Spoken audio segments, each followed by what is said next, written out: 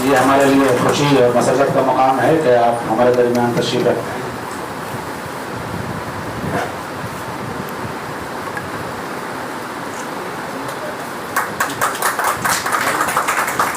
रियाज साहब शाह लाकर इस्तकबाल करेंगे। हमारे मेहमान करें मेहमान को इस्तकबाल फरमाएं।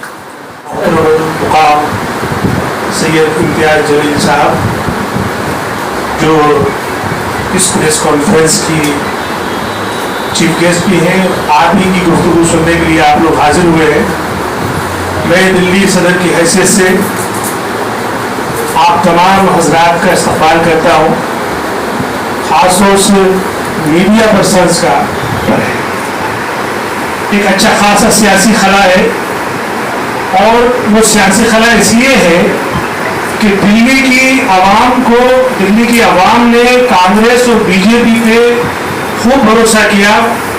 जब कांग्रेस और बीजेपी ने दोनों ने उनको रुस्वा किया, उनकी उम्मीदों पर जब वो खड़े नहीं उतरे, तो दिल्ली की आवाम ने आम आदमी पार्टी को मौका, और न सिर्फ मौका दिया, उनको बहुत भरपूर तरीके से समर्थन दिया और तारीख रकम कर दी। लेकिन हुआ ये कि उन्होंने भी वही किया जो कांग्रेस और बीजेपी करती थी। खास तौर से वो तबका जो कमजोर थे, मजलूम थे, अल्पसंख्यक थे, या दलित थे, या गरीब थे, या नतराइज कॉलोनियों में रहते थे, उन तबकों के साथ आम आदमी पार्टी का भी रवैया अच्छा नहीं रहा। जहां तक उनकी नुमाइश का सवाल है, तो ये हजरत नुमाइश में कांग्रेस और बीजेपी से भी आगे निकले और इन्होंने बिना काम किए इतने अपने कैलेंडर छपवा दिए, इतनी बातें कर दी कि लोग इनसे के बातों में आ गए और गुमराह हो गए। लेकिन आप ये देखेंगे कि जब जब इमरजेंसी आई, जब जब इनके इम्तिहान का मौका आया, ये पूरी कायदा एक कामयाब तारीख लिखी है। तो इंशाअल्लाह अब ये तारीख हम दिल्ली में रखेंगे। अब मैं इसी बात के साथ आपसे इजाज़त लेता हूँ और मैं दरख्वास्त करूँगा आली जनाब इम्तियाज जलील साहब से कि वो अब आपके सामने MIM और बैरिस्टर असदुद्दीन ओवैसी साहब के पैगाम को लेके आपसे रूबरू हो। आली जनाब सैयद इम्तियाज जलील साहब। बहुत बहुत शुक्रिया। मैं Imtiaz Jaleel member of parliament Aurangabad से हूँ। सबसे पहले तो मैं मीडिया वालों से माजरत इस बात के लिए चाहता हूँ कि यहाँ काफ़ी दूर से मुझे पार्लियामेंट हाउस से आना पड़ा था। आज पहली ही मीटिंग थी अर्बन डेवलपमेंट की, जिसकी कमेटी का मैं स्टैंडिंग कमेटी का मेंबर हूँ। तो बहुत सारे मुद्दे थे और वहाँ से निकलते और यहाँ तक पहुँचते थोड़ा सा वक्त लगा, तो इसके लिए मैं आप लोगों से माजरत चाहता हूँ।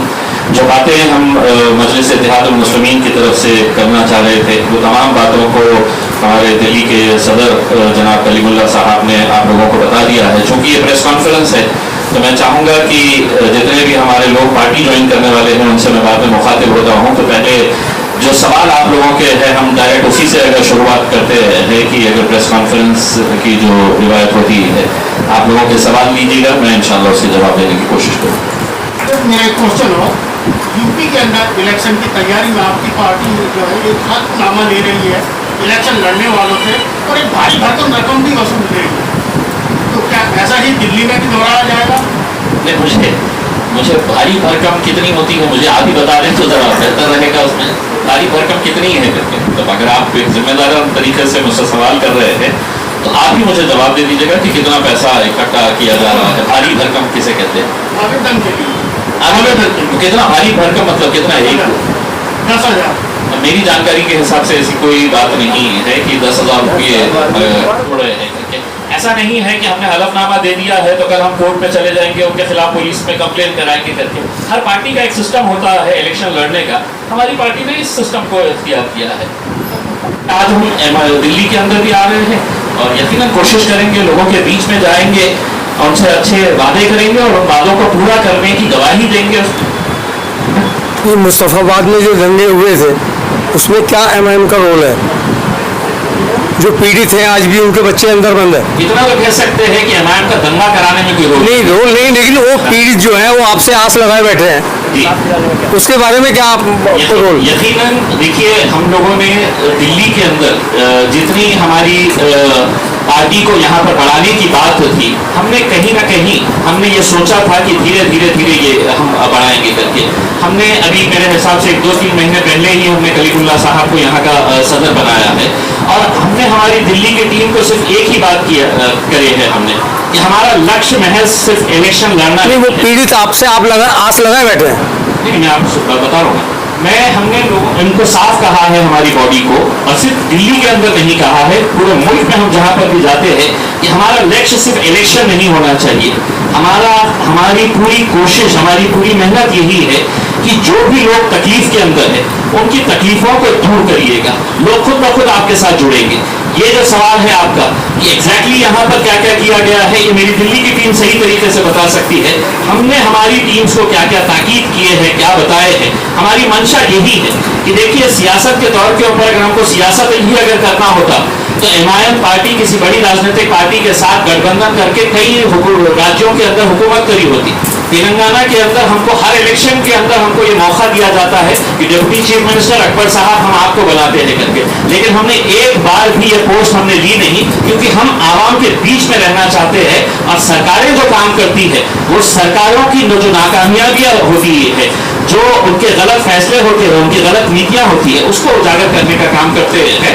आपने मुझे जो स्पेसिफिक मुद्दे के बारे में बताया है, देखिए, इस मुल्क की ये बड़ी अफसोसनाक बात है और ये हकीकी बात है कि इस मुल्क के अंदर जिस तरह से दंगे कराए जा रहे हैं, और दंगे कराने के बाद अगर हाईकोर्ट अगर ये कह रहा है कि जिस कौम के सबसे ज्यादा लोग जो मुतासिर हुए हैं, इसके अंदर नुकसान जिसका ज्यादा हुआ है, उन्हीं को अगर जेलों के अंदर बंद कर रहा है, ये सवाल आप मुझसे करने से पहले अगर मुझे खुशी होती कि अगर इसका जवाब आप अरविंद केजरीवाल साहब से ले लेते थे, मुल्क के वजीर आजम से आप ले लेते थे, तो मेरे हिसाब से हम तो अभी सियासी मैदान के अंदर उतरे भी नहीं है। हम बहुत छोटी सी पार्टी है यहाँ पर, उसको हम बढ़ाने की कोशिश कर रहे थे, लेकिन कई सवालों के जवाब जिनसे मांगना चाहिए उनसे नहीं मांगे जाते हैं। हर चीज का इलाज ये समझा जाता है कि मजलिस ही के पास इलाज है और मजलिस ने ही करना चाहिए।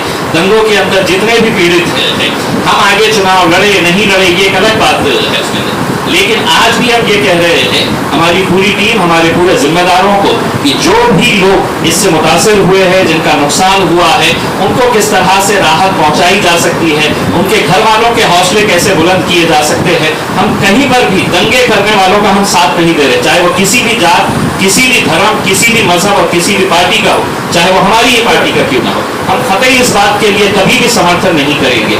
ये मुल्क की खूबसूरती है कि इस मुल्क के अंदर तमाम हिंदू, मुस्लिम, सिख, ईसाई, दलित हम सब साथ में मिलकर रहते हैं, लेकिन जानबूझकर जो दंगे कराए जा रहे हैं और दंगे कराने के बाद जो एजेंसीज का इस्तेमाल किया जा रहा है कि सिर्फ आपको निशाना बनाया जाए, तो कहीं ना कहीं इसके लिए आवाज उठाने की जरूरत है, और वो आवाज हम उठाने के लिए यहाँ पर आए हैं।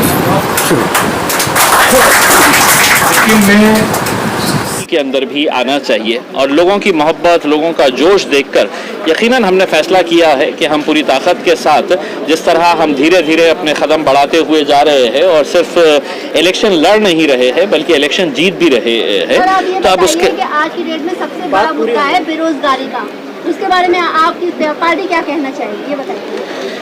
जी देखिए, ये बिल्कुल सही बात है कि कोरोना के पीरियड के अंदर पिछले 1.5-2 साल के अंदर जो बेरोज़गारी के आंकड़े इतने हैरान करने वाले हैं, और ऐसे हालात के अंदर अगर हुकूमतें अगर ये समझ रही है कि एक तरफ जानती है कि इतने सारी बेरोज़गारी बढ़ रही है और दूसरी तरफ जो महंगाई बढ़ रही है, तो कहीं ना कहीं लोगों को मारने का काम किया जा रहा है। पहले कोरोना से बहुत सारे लोग मरे हैं, अब राज्य सरकार हो या केंद्र सरकार हो, वो अपने तौर के ऊपर जितने ज़्यादा लोगों को ख़त्म कर सकते हैं वो ख़त्म करने का काम कर रहे हैं। हमने सुना था एक नारा कि मोदी है तो मुमकिन है, तो बिल्कुल मुमकिन है। 100 रुपये किसी ने सोचा नहीं था कि पेट्रोल हो जाएगा करके, डीजल 100 रुपये हो जाएगा करके किसी ने सोचा नहीं था।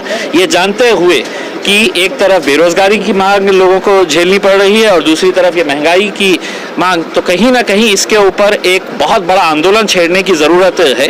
ऐसा नहीं है कि सत्ता में बैठे हुए लोग या उनके भक्त जो है वो उससे परेशान नहीं है, लेकिन बोलते नहीं है। बोलने के लिए सिर्फ हम ही लोग हैं, तो सारी इस चीज़ों को हमको ही